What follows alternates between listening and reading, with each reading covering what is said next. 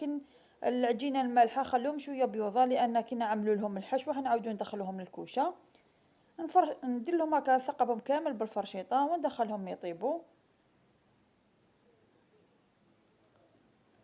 هاهم هنايا واجدين وطابولي. هذو اللي منا هذو العجينة الحلوة، شوفوا كيفاش حمرتهم، تجي لي طاختولات يجو روعة، العجينة تجي مقرمشة تجي هايلة.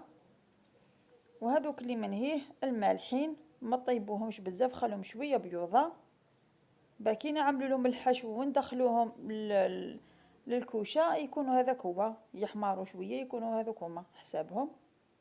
انا طريقة التخزين نديرهم في اكياس بلاستيكية، ندير 6 ونديرهم في علبة تاع بلاستيك محكمة الغلق وندخلهم للفريغو، وقت الحاجة نجبدهم.